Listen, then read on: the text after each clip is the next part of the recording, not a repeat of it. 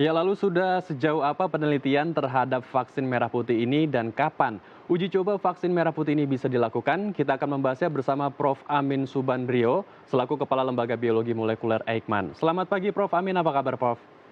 Selamat pagi, apa kabar? Baik, Alhamdulillah di baik sini semuanya. semua puji Tuhan, alhamdulillah baik-baik semua Prof. Kita langsung berbincang mengenai vaksin merah putih ini Prof. Karena dari rekan-rekan media saya dengar ini sudah 20 hingga 30% perkembangannya. Namun sebenarnya seperti apa perkembangan saat ini Prof?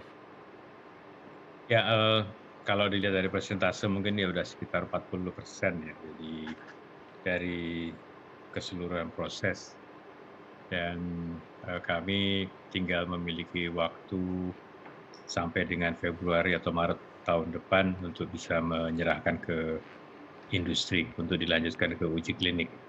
Nah, saat ini kami sudah menyiapkan artinya dalam proses menyiapkan antigennya, karena antigen itu adalah bagian yang terpenting dari suatu vaksin.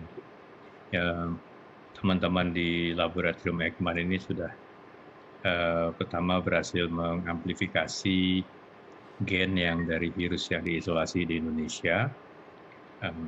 Ada dua gen ya yang menyandi protein S dan protein N. Dan setelah itu gen-gen tersebut di-clone namanya, dimasukkan dalam satu vektor, kemudian dimasukkan lagi ke dalam sel mamalia yang akan mengekspresikan protein rekombinan yang kami buat tadi. Nah, nanti protein yang diekspresikan oleh sel mamalia tadi akan diuji di hewan, ya mungkin 2-3 bulan ke depan kita akan lakukan uji pada hewan. Kalau hasilnya sudah bagus, insya Allah awal tahun depan kita serahkan ke industri dan dilanjutkan dengan uji klinik. Uji klinik itu fase 1, 2, dan 3 akan makan waktu ya masih cukup lama sih, sekitar mungkin sampai akhir tahun, sehingga diharapkan vaksin merah putih ini baru akan bisa diproduksi secara massal sekitar awal tahun 2022. Tetapi uji pada manusia diharapkan sudah bisa dilakukan di kuartal kedua tahun depan Baik atau Prof, kalau pertengahan tahun kita lihat depan. ya Prof, baik kalau Hmm. dilihat seperti apa nanti cara kerja vaksin sendiri pada tubuh manusia setelah diuji coba mungkin, pada manusia? Pada dasarnya vaksin, ya semua vaksin yang dibuat itu cara kerjanya mirip-mirip, yaitu pertama ketika disuntikan dia akan merangsang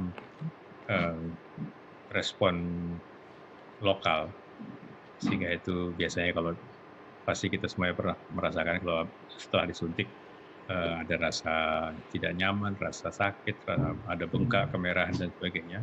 Itu adalah reaksi radang lokal yang memang diperlukan, karena itu menunjukkan bahwa tubuh bereaksi terhadap vaksin yang diberikan. Nah, ketika tubuh bereaksi terhadap sesuatu tanda petik benda asing, maka dia akan membangkitkan respon imun dalam bentuk satu kekebalan humoral namanya, di mana akan dibentuk antibodi. Tetapi di sisi lain juga ada namanya kekebalan selular yang diperantarai oleh sel limfosit T, gitu ya. Nah, kerjasama antara kekebalan seluler dan humoral itu nanti akan memberikan perlindungan optimum kepada bagi si subjek itu terhadap serangan virus yang betulan, ya kalau terjadi. Ya, jadi intinya adalah kita membuat tubuh subjek itu, tubuh manusia menjadi lebih siap untuk menghadapi serangan. Sebab ini ada namanya efek history, artinya kalau seseorang sudah pernah terpapar ke virus atau yang mirip seperti virus, maka ketika kemudian dia terserang oleh virus yang betulan, si tubuh ini akan lebih siap, ya, karena sudah dilatih. Dia sudah punya pasukan di dalam tubuhnya yang sudah bisa mengenali dengan cepat musuh yang masuk dan bereaksi dengan lebih cepat. Sehingga diharapkan tidak akan sakit atau kalaupun sakit tidak berat. Itu Baik. prinsip vaksin. Baik, berarti ada efek samping seperti, bengkak sementara gitu Dok ya dari vaksin ini ya? Ya itu hanya reaksi lokal, kan reaksinya bisa reaksi lokal, bisa reaksi ke seluruh tubuh.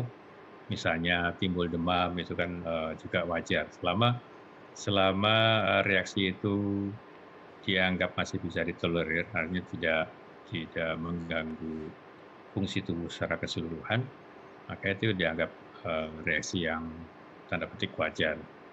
Dan itu akan hilang sendiri, dalam 1-2 hari akan hilang. Dan tidak sampai menyebabkan orang itu tidak dapat melakukan aktivitasnya. Jadi rata-rata gejala yang wajar sama Ya. seperti vaksin lainnya, ada rasa tidak nyaman saat disuntikan ke manusia.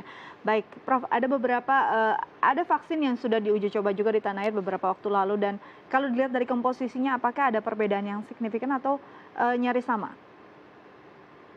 Memang ada perbedaan antara vaksin yang sedang dicoba saat ini dengan vaksin merah putih. Pertama, ya virusnya pasti berbeda ya, virus yang karena itu kan dikembangkan di Cina sehingga otomatis mereka menggunakan virus yang ada di Cina, sedangkan yang di Indonesia tentu menggunakan virus yang ada di Indonesia. Itu sudah kami bisa isolasi virus yang bersirkulasi di Indonesia. Tetapi itu juga tidak perlu terlalu dikhawatirkan karena ternyata dari kajian yang kami lakukan, virus yang beredar di Indonesia itu masih memiliki kekerabatan yang cukup dekat dan juga pola mutasinya juga serupa dengan yang beredar di daerah Asia sampai ke Cina.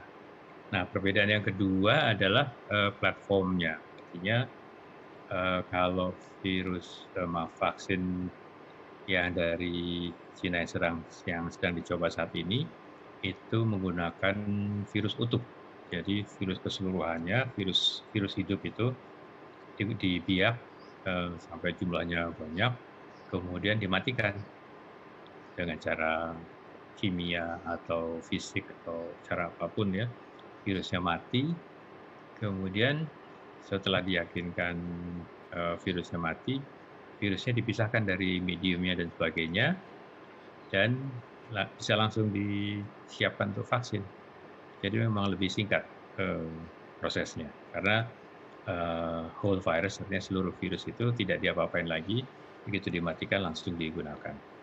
Nah, berbeda dengan yang dikembangkan di Indonesia, vaksin merah putih ini, kami hanya memberikan sebagian kecil dari virus itu, artinya yang dianggap sebagai bagian paling penting yang menentukan apakah virus itu bisa menempel pada sel manusia dan kemudian masuk ke dalam sel.